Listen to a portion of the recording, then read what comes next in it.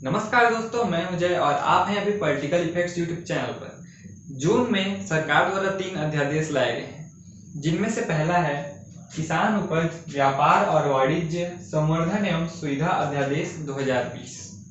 वास्तव में होता क्या था कि किसान अपनी उपज को एपीएमसी मंडियों अथवा एपीएमसी मंडियों द्वारा लाइसेंसीकृत व्यापारियों के पास ही बेच सकते थे। इस पर सरकार कुछ टैक्स वसूला करती थी, लेकिन अब ऐसा नहीं है।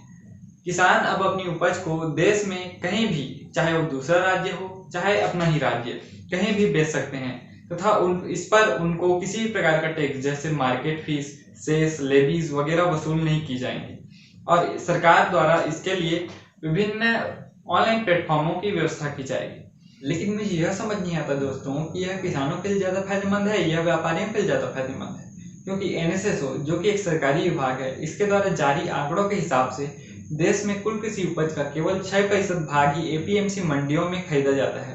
बाकी का 94% भाग व्यापारियों द्वारा खरीदा जाता है। ये व्यापारी करते क्या है? ये किसानों का शुद्ध शोषण करते हैं। मान लीजिए उदाहरण के लिए धान का समर्थन मूल्य 1 क्विंटल का 1800 रुपये है, तो ये कितना में खरीदेंगे? ये 1400 रुपये में खरीदते हैं और बेचते कितना में है?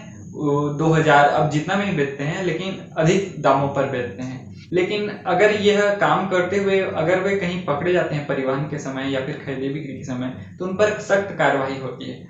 लेकिन इस अध्यादेश के बाद उनको खुली छूट मिल गई है ऐसा करने की। और रही बात किसानों की कि ये भी तो ले जा सकते हैं दूसरे जगह बेचने के लिए कंपनियों में।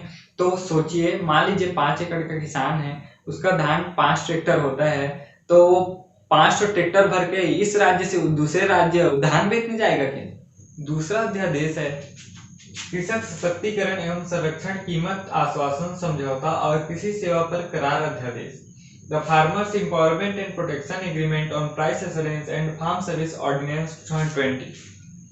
यह अध्यादेश मुझे तो अच्छा लगा, क्योंकि इसके अनुसार अब कृषक कॉन्ट्रैक्ट पर फार्मिंग कर सकेंगे। इसकी देखरेख के लिए अलग से सरकारी संस्थानों का निर्माण होगा। अब कृषक बड़े उद्योगों अथवा बड़े संस्थानों के लिए सीधे कॉन्ट्रैक्ट पर फार्मिंग कर सकेंगे। इससे अच्छा क्या होगा कि कृषक अब पूर्व में अपने ही द्वारा तय किए गए दामों पर उपजों को बेच सकेंगे। उदाहरण के लिए मान लीजिए कोई चिप्स बनाने वाली कंपनी है। चिप्स बनाने के लिए इस कंपनी को बड़ी मात्रा में आलू चाहिए, जिसके लिए वह सीधे किसानों के पास जाकर कॉन्ट्रैक्ट कर सकती है कि मुझे इतने आलू चाहिए, और इस समय तय किए गए दाम पर ही किसानों से उपज ली जाएगी। इससे किसानों को क्या फायदा होगा कि खुले बाजार में उपज देने के समय खुले बाजार में अगर आलू की कीमत कम भी हो जाती है, तो कंपनी उनसे पहले तय किए गए दामों पर ही आलू खरीदेगी। इससे किसानों की उपज को लेकर कंपनियों तक जाने के समय बीच में जो व्यापारियों की भूमिका होती है वो खत्म हो जाएगी। इससे एक और घाटा है कि मान लीजिए कंपनी के साथ हमने आलू को 25 रुपये में देने का कॉन्ट्रैक्ट कर चुका है, और खुले बाजार में जिस समय उपज देने की बारी हो उस समय खुले बाजार में आलू की कीमत हो 40 रुपये। तब किसान खुले बाजार में अपना आलू नहीं बेच सकते, क्योंकि उन्होंने कंपनी के साथ कॉन्ट्रैक्ट कर रखा है। लेकिन इस अध्यादेश के फायदे ज़्यादा हैं। तीसरा अध्यादेश है आवश्यक वस्तुओं के भंडारण में संशोधन अध्यादेश, the essential commodities amendment ordinance 2020। इस अध्यादेश को द एसेंशियल कमोडिटीज एक्ट 1955 में संशोधन कर लाया गया है। पहले क्या था कि आलू, प्याज, दलहन, तिलहन ये सब आवश्यक वस्तुओं की सूची में डाले गए थे।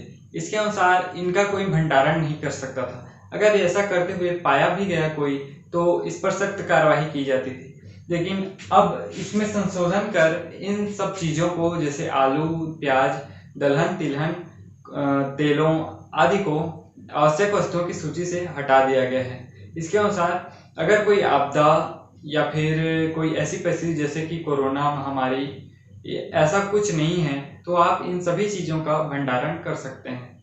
यह संशोधन करने की क्या जरूरत थी, ये मुझे समझ नहीं आता। इससे कालाबाजारी को खुली छूट प्रदान कर रही है सरकार। अब बात है कृषक की, इसमें किसानों को क्या फायदा है?